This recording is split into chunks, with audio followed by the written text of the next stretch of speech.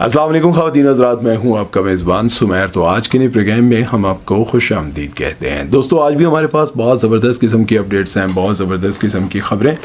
लेकिन सबसे पहले हम बात करेंगे करोड़ों रुपए के कपड़े भारत से क्यों मंगवाए। यानी कि मरियम नवाज़ के जो बेटे हैं जुनैद सफदर, उनकी शादी हुई शानज़े रुहेल के साथ और उनके कपड़े जो है वो सोशल मीडिया पर बहुत सारी बातें चलती रहीं कि उन्होंने मनीष मल्होत्रा और पता नहीं कौन कौन से डिज़ाइनर हैं इंडिया के, वहाँ से कपड़े बनवाए, वहाँ से करोड़ों रुपए के कपड़े मंगवाए।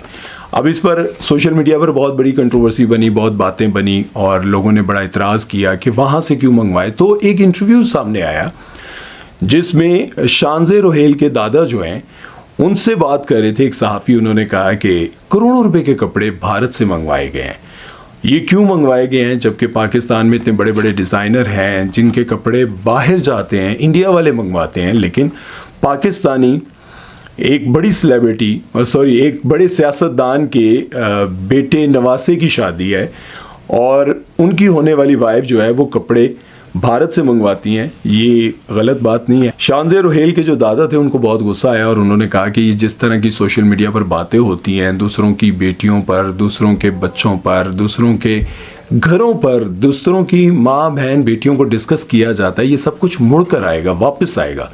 लेकिन बड़ा कमाल का जवाब सहाफ़ी ने भी दिया, वो मैं आगे चलकर आपको बताता हूँ। उस जवाब पर आप बड़ा खुश भी होंगे और कहेंगे कि यार सहाफ़ी ने बड़ी हाजिर दिमागी के साथ ये बात की है। अच्छा, वो कह रहे थे कि जो कपड़े पहने गए हैं, ये करोड़ों रुपए के कपड़े जो ये कहा जा रहा है कि भारत से मंगवाए गए हैं। अच्छा, बहुत सारे ऐसे लोग हैं जिन्होंने कन्फर्म किया है कि कपड़े जो हैं वो भारत से आए हैं और मनीष मल्होत्रा से मंगवाए हैं, फ़लाँ से मंगवाए हैं, फ़लाँ से मंगवाए हैं, एक मुखर्जी करके हैं कोई डिज़ाइनर, उनसे भी मंगवाए हैं। लेकिन वो कह रहे हैं कि जो मेरी पोती है उनकी जो सखी फुप्पो हैं, फूफी जो है छोटी फूफी, वो पाकिस्तान की नामवर डिज़ाइनर हैं, पाकिस्तान की सबसे बड़ी डिज़ाइनर हैं जिनसे बेशुमार लोग कपड़े मंगवाते हैं, बनवाते हैं। मतलब पाकिस्तान की सबसे बड़ी वो डिज़ाइनर कह रहे हैं, उनसे कपड़े बनवाते हैं, तो हमें क्या ज़रूरत पड़ी है कि हम भारत से कपड़े मंगवाएं। अब ये बातें हो रही थी और फिर जब उनको गुस्सा आया और उन्होंने कहा कि दूसरों की माँ बहन बेटियों को डिस्कस किया जाता है तो ये तो बड़ा गलत है। ये तो उन्होंने मतलब गुस्से में कहा कि ये जब मुड़ कर आएगा आपके ऊपर, जो किसी की माँ बहन बेटी पर बात करेगा। तो इस पर सहाफ़ी ने कहा कि जिस मुल्क में इद्दत के केस बनाए जाते हों, झूठे केस बनाए जाते हों, ऐसी बात उन्होंने कही और वो सोशल मीडिया पर डिस्कस किया जाता हो तो फिर वहाँ पर ये सब कुछ तो होगा। ये बात मैं सहाफ़ी की हाजिर दिमागी को दाद देता हूँ। उन्होंने कहा कि जब इस तरह की चीज़ें डिस्कस होंगी तो फिर ज़ाहिर है ये सब कुछ भी होगा। उन्होंने कहा तो ना करें ना गुनाह करते हैं तो फिर गुनाह को भुगतना भी पड़ता है। उन्होंने कहा कि उन्होंने तो सारे सबूत दे दिए हैं कि झूठा केस है और ये वो इस तरह की उन्होंने डिस्कशन की, लेकिन उन्होंने आगे से जवाब दिया। मुझे नहीं पता जी, मैं डिस्कस नहीं करना चाहता, किसी मौलवी से पूछें।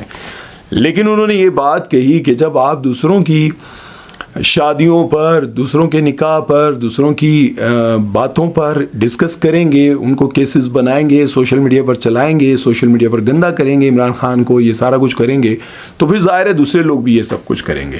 खैर, ये जो उनकी आपस में डिस्कशन हुई वो मैंने आपके सामने रखी। बहरहाल सबसे पहले तो बात यह है कि अगर कोई इंडिया से मंगवाता है, जहाँ से भी मंगवाता है, उनकी अपनी मर्ज़ी थी, इस पर कोई इतराज़ बनता नहीं है। लेकिन यह है कि अगर कहीं पे डिस्कस हुआ भी है कि करोड़ों रुपए के कपड़े वहाँ से आए हैं तो कहीं ना कहीं से कोई ना कोई ख़बर तो निकली है जहाँ से ये कंफर्म किया जा रहा है कि मनीष मल्होत्रा के कपड़े पहनाए गए हैं। पता नहीं, एक सबिया साजिक नामी एक डिज़ाइनर है, मुखर्जी करके कुछ, उनसे मंगवाए गए हैं। तो उनका एक जोड़ा जो है वो 30 लाख रुपये इंडियन से स्टार्ट होता है, 30 लाख रुपये इंडियन। तो वही डिज़ाइनर जो ड्रेस था वहाँ की अनन्या पांडे जो वो एक्ट्रेस हैं, उन्होंने एक इवेंट पर पहना था। उसी ड्रेस को उन्होंने साड़ी पहनी थी, इन्होंने उस ड्रेस को जो है अपने हिसाब से कस्टमाइज़ करवा कर बनवाया और यहाँ पाकिस्तान में पहना। तो ये सब कुछ लोग सबूतों के साथ पेश कर रहे हैं, लेकिन वो ये कहते हैं कि ये डिज़ाइनर उनके कपड़े नहीं हैं। हो सकता है ऐसा भी हो कि कपड़े लोगों ने सोचा हो कि उस डिज़ाइनर के हैं, लेकिन इनकी जो फुप्पो हैं उन्होंने उसी तरह का कपड़ा डिज़ाइन करके बताया हो कि यार ये वाला पहन लो, सेम मैं बना देती हूँ। ऐसा भी मुमकिन है। बहरहाल इस बारे में अब आप लोग क्या कहते हैं कमेंट सेक्शन में ज़रूर बताइएगा। चलते हैं नेक्स्ट खबर की तरफ और बात करते हैं जी डकी भाई और रजब भट्ट के बारे में। आप लोग कहते हैं कि इनको क्यों डिस्कस करते हैं। अब ज़रा मुझे गौर से आप लोगों ने सुनकर बताना है कि जो मैं डिस्कस करने जा रहा हूँ सॉरी, और जो मैं आपको बताने जा रहा हूँ, क्या ये बात जो है सूट करती है। आप मुझे ये बताएं कि एक प्रैंक किया था डकी भाई और रजब भट्ट ने, बहुत शुरू की बात है, मेरे ख्याल है 2 साल हो गए हैं, 1.5 साल हो गए। एक प्रैंक किया था कि मुनीब को किडनैप करते हैं, मुनीब को अगवा करते हैं, और उसके बाद जो है वो उन्होंने एक प्रैंक किया था, शुगल बनाया था, और उस पर हमने भी उसका एक रोस्टिंग वीडियो किया था। वो बड़ा मज़ेदार वीडियो था उनका, और वो कोई ऐसा रियल नहीं था कि डकी ने या रजब भट्ट ने मुनीब को किडनैप किया हो, ऐसा कोई एक्चुअल नहीं था। वो एक प्रैंक था, शुगल था। उस पर एक वकील साहब हैं, पता नहीं कौन है, उनका नाम क्या है, उन्होंने उस पर केस कर दिया है कि इस तरह की चीज़ें, उनका कोई आगे एक बंदा है, अली नाम है उसका, उसने और उन वकील साहब ने रजब भट्ट और डकी पर केस कर दिया है कि ये जो चीज़ें दिखाई जा रही हैं इससे जो है बच्चे ख़राब हो रहे हैं। मेरे जो क्लाइंट हैं उनके भतीजे और भांजे के साथ किसी ने ज़्यादती की, बुरा सलूक किया, तो उन्होंने ये प्लान किया कि हम उसके भाई को किडनैप कर लेंगे, जिस तरह से रजब भट्ट ने मुनीब को किडनैप किया था। ये देखते हुए उन्होंने कहा कि मुझे तो इन पर केस करना चाहिए, इनकी वजह से बच्चे ख़राब हो रहे हैं। अब आप अंदाज़ा लगाएं कि बच्चों को भी पता है कि वो सारा प्रैंक था, पूरे जहान को पता है कि वो प्रैंक था, और एक शुगल में वीडियो बनाई गई थी, और वो वीडियो बहुत ज़्यादा ट्रेंडिंग पर रही थी, मज़ेदार वीडियो थी। लेकिन समझ से बाहर है कि उस चीज़ को भी पकड़कर एक केस बनाया जा रहा है। हैरत की बात यह है, वो मुझे समझ में वही बात आती है कि जितने भी हमारे वकला बरादरान हैं, जो भाई हैं, जो शोहरत की बुलंदियों तक नहीं हैं, जो इतने बड़े वकील नहीं बन सके, अब उनको लगता है कि कोई ना कोई केस हम करते रहें जिसकी वजह से हम भी सुर्खियों में आएँ, और उसी वजह से जो है हम भी कहीं ना कहीं नज़र आते रहें। देखिए, माज़रत के साथ ये बात करता हूँ, बहुत सारे वकील हैं जिन्होंने मेहनत के साथ बड़े बड़े केसेस लड़कर बड़े बड़े बेगुनाह लोगों को छुड़वाया, उनकी ज़िंदगियां संवारी, उनको कैद से बचाया, उनको कैद से निकाला, अल्लाह ने उनकी मदद की और अल्लाह ने उनको सुरखरू किया, कामयाबियां दिलवाई। ये सब कुछ उन्होंने कर कर एक मुकाम हासिल किया। लेकिन आज आसान तरीका बहुत सारे लोगों को लगता है कि भाई किसी भी बड़े यूट्यूबर या बड़े स्टार पर कोई ना कोई केस करें, वो केस जो है ख़बरों में आएगा, उसके बाद हम फेमस हो जाएंगे, और उसके बाद बहुत सारे लोग हमारे पास आएंगे, हमें जुर्रत करनी पड़ेगी किसी पर केस करने की, किसी को बदनाम करने की। माज़रत के साथ बहुत सारे ऐसे हमारे वकला हैं जो हमारे दिलेर भाई हैं, बड़ी दिलेरी के साथ बड़े बड़े केसेस लड़ते हैं, और इतना जबर जुल्म सब कुछ बर्दाश्त करने के बाद, मैं वो एक हमारे वकील हैं सोशल मीडिया पर बड़े एडवोकेट मुतीन, अब्दुल मुतीन नाम है, आई एम सॉरी टू से, लेकिन मैं उनको देखता हूँ, वो बहुत अच्छे केसेस, बड़ा ज़बरदस्त, बहुत, कभी मैंने उनका कोई ऐसा बयान, ये चीज़ नहीं देखी कि वो किसी के लिए बिला वजह जो है या उस पर कोई केस बना रहे हो या उसके बारे में बात कर रहे हो, हमेशा कोई ना कोई अच्छी बात कर रहे होते हैं। अब्दुल मुतीन नाम है, आई एम सॉरी टू से, मैं यार नाम भूल जाने का मैं ये समझता हूँ कि मैं उनको इग्नोर कर रहा हूँ, नहीं, वो बहुत आला इंसान है और हमेशा अच्छी बात करते रहते हैं, और उनको देखकर मैं कहता हूँ कि यार ये भी तो एक इंसान है यार, इसका भी एक नाम है, एक स्टेटस है, इन्होंने भी अपना कैलिबर बनाया है। लेकिन मुझे समझ नहीं आती कि यार हर दूसरा बंदा उठ के डकी और रजब पर केस कर देता है, क्यों यार उनको जीने नहीं देते हो यार। हो गया, वो गई, बहुत पुराना वीडियो था, हमने भी उसको शुगल का एक वीडियो बनाया, तो मुझे ये समझ नहीं आती कि यार उसको पकड़ कर बैठ गए हैं कि ये बहुत बड़ा गुनाह कर दिया इसने। यार मेरा ख्याल है कि यार थोड़ी सी आपको यही रजब और यही डकी किसी और दुनिया के मुल्क में होते ना, तो पता नहीं क्या कुछ बना चुके होते, कितना अपना नाम बना चुके होते। मैं कभी इनको डिफेंड नहीं करता हूँ, लेकिन मैं ये कहता हूँ कि एक बंदा शोहरत की बुलंदियों को छू रहा है, पैसा कमा रहा है, उसको कमाने दो यार, उसका अपना नसीब है, हमें क्या ज़रूरत पड़ी है उसकी जड़ें काटने की। ये जो जेलसी और ये चीज़ें जब सामने आती हैं ना कि ये सिर्फ कभी कोई उनको धमकी दे रहा है, कभी उनके साथ कोई बदमाशी कर रहा है, कोई उसको मारना चाहता है, कोई उसको जो है केस बनाना चाहता है, ये सब कुछ चलता रहता है यार, हद है। वैसे नहीं होना चाहिए, मेरा ख्याल है नहीं होना चाहिए। मुझे यूँ लगता है कि यार जिस तरह हमारे बड़े नामवर वकील हैं ना, वकला हैं पाकिस्तान के, उनको आप कॉपी करें, उनको देखें कि किस तरह पे वो सोशल मीडिया पर वायरल हुए। उन्होंने जाके बेगुनाह लोगों को छुड़वाया दिलेरी के साथ, उसके बदले में उन्होंने केसेस भी भुगते, मार भी खाई, सारा कुछ किया, लेकिन आज उनका नाम है और वो पाकिस्तान के बड़े वकला में शामिल होते हैं। सोशल मीडिया पर भी लोग उनसे प्यार करते हैं। तो आपको मेरा ख्याल है ये रास्ता अपनाना चाहिए, मुझे यूँ लगता है। बहरहाल आप लोगों की क्या राय है इसमें कमेंट सेक्शन में ज़रूर बताइएगा। चलते हैं नेक्स्ट खबर की तरफ और बात करते हैं जी हदीका कियानी के बारे में। तो हदीका कियानी से एक सवाल किया गया और मुझे लगा कि शायद उनको दुख हुआ इस बात का।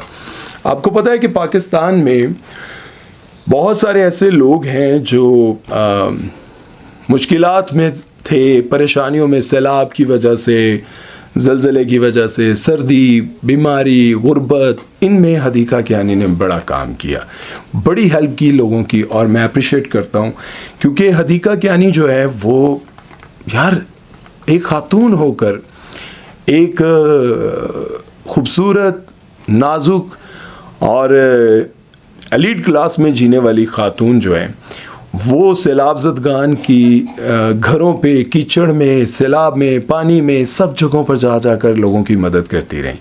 ठीक है, बड़ी दिलेर खातून है। अच्छा, उनकी इस बात से मुझे लगा कि उनको दुख हुआ। उनसे पूछा गया कि पाकिस्तान आइडल में आप क्यों नहीं थी, आपको जज के तौर पर होना चाहिए था। तो उन्होंने कहा मैं ज़बरदस्ती खुद तो नहीं जा सकती वहाँ जाके कहूँ कि उठो भाई फवाद साहब तो थे काम नहीं है, तुसी तो हम तो गाना ही नहीं आना, तुसी तो मेरे रसोरी नहीं ला सकते हो, ठीक है उठो। अच्छा एक सिप ले लूँ। तो ये फवाद साहब को वो खुद तो नहीं कह सकती थी ना, और उसके साथ जितने भी बाकी लोग बैठे थे उनको भी नहीं कह सकती थी। तो उन्होंने कहा कि एक दो दफ़ा मेहमान के तौर पर उन्होंने बुलाया। अब ज़ाहिर है मैं ओवरसीज़ हूँ, यानी मैं बाहर होती हूँ, तो मैं इतना ज़्यादा बार बार आ नहीं सकती कि बिला वजह आकर मेहमान बन जाओ। वैसे पिछली बार मेरा हाल है वो थी, तो इस बार उनको दुख हो रहा होगा कि मुझे नहीं लिया। ज़ाहिर है लोग कोशिश ये करते हैं कि वो लोग बिठाए जाएं जो अवेलेबल भी हों, जो जिनके नाम पर चीज़ भी बिके, क्योंकि ज़ाहिर है प्रोडक्ट बेचना है सारों ने, चाहे वो ड्रामा हो, चाहे शो हो, चाहे कुछ भी हो, उन्होंने बेचना है। और जब बेचना है तो फिर उसके लिए उनको वो चेहरा लेना है जो बिकता हो। खैर हदीका कियानी भी बड़ा नाम है, वो भी बिकता है चेहरा, आवाज़ बिकती है, सब कुछ उनका नाम है, लेकिन पता नहीं उनको क्यों नहीं लिया गया उनकी जगह। वैसे किसको निकालना चाहिए था, आपको क्या लगता है? हदीका कियानी को किसकी जगह बिठा दे तो वो बेहतर था? आप लोगों ने कमेंट सेक्शन में ज़रूर बताना है। अच्छा चलते हैं नेक्स्ट खबर की तरफ, वो बात करते हैं सानिया सईद के बारे में। सानिया सईद का एक वीडियो क्लिप बहुत ज़्यादा वायरल हो रहा है और मुझे बड़ा अच्छा लगा, जिसमें उन्होंने कहा कि एक माँ बेटे को विलन भी बनाती है और हीरो भी बनाती है। जो माँ है ना वही बेटे को विलन बनाती है, वही बेटे को हीरो बनाती है। अब इस पर मैं बिल्कुल एग्री करता हूँ कि जब माँ अपने बेटे की तरबियत करती है ना, देखिए कई माएँ मैंने देखी हैं अपने बेटे को चिढ़ाती हैं, जो बेटे को बुरा लगता है वही करती हैं। ये बहुत सारे लोगों को हो सकता है मेरी बात हजम ना हो, लेकिन ये हकीकत है। अगर एक बेटे को अच्छा नहीं लग रहा ना कि मेरी माँ बाहर जा रही है और उसके कपड़े अच्छे नहीं हैं, उसकी बॉडी जो है वो नज़र आ रही है, उसका लिबास अच्छा नहीं है, मेरी माँ किसी फिल्म में एक सीन कर रही हैं जिस सीन को देखकर मुझे बड़ा गुस्सा आ रहा है, उस सीन को देखते हुए मुझे बड़ी तकलीफ़ हो रही है, बेटे को तकलीफ़ हो रही है कि बेटा जो है वो माँ के वल्गर सीन्स देख रहा है और उसको तप चढ़ रही है। बेटा जब माँ को किसी ऐसे ड्रामे में काम करते हुए देख रहा है जैसे लाइक बरज़ख हो, मैं उनकी मिसाल नहीं दे रहा हूँ, बरज़ख एक ऐसा ड्रामा था जिसमें हर तरह का गन था, ठीक है, हम जिन्स परस्ती, माँ को संभाल नहीं सकता, उसमें एक कैरेक्टर था माँ को संभाल नहीं सकता था और उसने अपने फ्यूचर को देखना था, माँ को मार दिया, जस्टिफाई हुआ, जी भाई ठीक है तुम्हारी अपनी ज़िंदगी थी, तुमने ये करना था, तो कोई ये गुनाह नहीं है, तुम्हें अपना भी तो हक हासिल है। तो वो माँ के मुंह पे तकिया रख के मार देता है उसमें। तो ये चीज़ें, जब इस तरह की चीज़ें बेटा देखेगा और बेटे को हो सकता है किसी जगह पर आकर लगे कि मेरी माँ तो इस ड्रामे में काम कर रही हैं, तो बेटे को गुस्सा आए और बेटा माँ को मना करे, तो माँ मना हो जाए, तो इसका मतलब है कि माँ ने बेटे के ज़हनी वो जो तकलीफ़ थी ज़हनी तौर पर उसको सुकून दिया है। और इसी तरह से हमारे माशरे में बहुत सारे ऐसे बच्चे हैं, बहुत सारे ऐसे मर्द हैं जो अपनी माओं को कहते हैं कि यार ये जो मेरी बहन है, ये जो बाहर जाती है, इसको मना करें। वो छोटा होता है लेकिन माँ मना नहीं करती। माँ कहती है तुम्हारा कोई हक नहीं है मेरे बच्चों को मना करने का। अब बेटा जो है वो दोस्तों के साथ बाहर जाकर बैठता है। जब बाहर बैठता है और वहीं से उसकी जो बहन है वो गुजरती है ऐसे लिबास में कि वो साथ बैठे हुए दोस्त देखते हैं उसको और कोई राय देते हैं, यार तुम्हारी बहन, या कोई ऐसी बात करते हैं, तो भाई पर क्या बीतती होगी। जाहिर है जब वो माँ को आकर फिर कहेगा कि माँ जी इनू मना करो, ऐ जड़ा लिबास पा रही है ना मैनू बिल्कुल अच्छा नहीं लग रहा, ऐ लंघदी है तो मेरे दोस्त गल्लां कर दें, ये गुजरती है तो मेरे दोस्त इस पर बात करते हैं, ये जब आ रही होती है किसी लड़के के साथ गाड़ी पर तो मेरे दोस्त देखते हैं तो मुझे बहुत बुरा लगता है, मुझे तकलीफ़ होती है, मैं उनको क्या जवाब दूं कि मेरी बहन किसके साथ आ रही है। तो ये चीज़ें ज़ाहिर है जब वो माँ को कहता है तो माँ को भी चाहिए कि अपने बेटे के ज़हनी सुकून के लिए वो सारे काम करे जो वो चाहता है, क्योंकि अल्लाह ने हुक्म दिया है कि आप अपनी माँ बहन बेटियों को पर्दे में रखें, एक हिसाब से रखें, और जब आप नहीं रखते तो फिर आप उसी तरह के माहौल में ढल जाते हैं। खैर बात हम ये कर रहे थे, आपको मेरी बात समझ आ गई होगी कि मैं ये कहना क्या चाह रहा हूँ। मैं ये कहना चाह रहा हूँ कि अपने बच्चे को अगर आपने हीरो बनाना है तो उसके ज़हनी सुकून का आपको ख्याल रखना चाहिए। अगर आपने अपने बच्चे को विलन बनाना है तो फिर वो जो कहता है ना उसको ना मानो, उसके बरक्स करते रहो, वो विलन बन जाएगा। ठीक है, उसको बस दूसरों के बारे में कहते रहो कि ये बहुत बुरा इंसान है, ये बराबर, ये तो है ही दुनिया का बदतरीन इंसान है, इसको काट दो, इसको मार दो, इसके साथ ये सलूक करो। जब आप अपने बच्चों की तरबियत नहीं करेंगी, साथ साथ अपने बच्चों की तरबियत करनी है। मुझे अपने घर में अपनी वाइफ की एक बात बड़ी अच्छी लगी। मुझे उसने कहा कि हमने ना इस माशरे को खुद ही बदलना है। मैंने कहा हम कैसे बदलेंगे यार, मैं इस माशरे को कैसे बदल सकता हूँ, पाकिस्तान कैसे तरक्की कर सकता है। उसने कहा कर सकता है। मैंने कहा ये कभी भी नहीं हो सकता। उसने कहा हो सकता है, अगर आप अपने बच्चों को समझाएं कि देखो बड़े होकर तुम किसी बड़े ओहदे पर जाके बैठ जाओ, कोई तुम यूनिफॉर्म पहन लो, चाहे तुम किसी जज की सीट पर बैठ जाओ, तुम वकील बन जाओ, तुम उसके बाद मैकेनिक बन जाओ, कुछ भी बन जाओ, ईमानदार रहना। तुम पुलिस की वर्दी पहनकर किसी बेगुनाह को टॉर्चर सेल में ले जाकर उसको मारना ना, उस पर जुल्म ना करना। तुम कभी भी ताकतवर बनकर किसी की माँ बहन बेटी को उठाना ना। तुम कभी भी एक बड़े ऑफिसर बनकर किसी को ब्लैकमेल ना करना। तुम कभी भी एंकर बनकर कभी भी किसी को भी ब्लैकमेल करके उससे पैसा ना बटोरना। तुम कभी भी किसी शरीफ आदमी को पैसा लेने के चक्कर में बदनाम ना करना, क्योंकि कैमरा तुम्हारा, आवाज़ तुम्हारी, दुनिया सुनती है, तुम जो बोलोगे लोग मान जाएंगे। ये अपने बच्चे की तरबियत करनी है। किसी भी इदारे में जाओ, चाहे पुलिस में जाओ, फौज में जाओ, ISI में जाओ, चाहे आप वकला बनो, चाहे आप जज बनो, चाहे आप मैकेनिक बनो, चाहे आप मजदूर बनो, जहाँ भी जाओ ये याद रखो कि अल्लाह देख रहा है। तब ये पाकिस्तान और पाकिस्तान के हालात बदलेंगे। और ये बात मुझे समझ आई, आप भी अपने बच्चों को इसी तरह से समझाएं कि देखें अल्लाह देख रहा है, एक दिन ऐसा आएगा जब तुम्हें अल्लाह को जवाब देना होगा। हमने इस दुनिया से जाना है, फिर अल्लाह के सामने हमने पेश होना है और फिर उसकी सज़ा मिलेगी। वो दोज़ख जिसका पेट कभी नहीं भरेगा, जिसमें अरबों खरबों गुनाहगार डाल दिए जाएंगे, वो कहेगी अभी भी मुझे भूख लगी है और दो। उसका पेट नहीं भरेगा, वहाँ पर जान नहीं निकलेगी। जलेंगे आग में, जलते रहेंगे, तड़पते रहेंगे, लेकिन जान नहीं निकलेगी, क्योंकि अल्लाह मौत को भी मौत दे देगा। कि अल्लाह कहते हैं कि सबको ख़त्म कर देंगे, अल्लाह सब मर जाएंगे, अल्लाह बाकी रह जाएगा। और फिर मलकुल मौत को भी मार दिया जाएगा, उनको भी ख़त्म कर दिया जाएगा, उस फरिश्ते को भी ख़त्म कर दिया जाएगा जो रूह कब्ज़ करता है। उसके बाद मौत का कोई वजूद नहीं रहेगा, अल्लाह सबको ज़िंदा कर देगा। दाएं हाथ वालों को जन्नत में और बाएं हाथ वालों को दोज़ख में।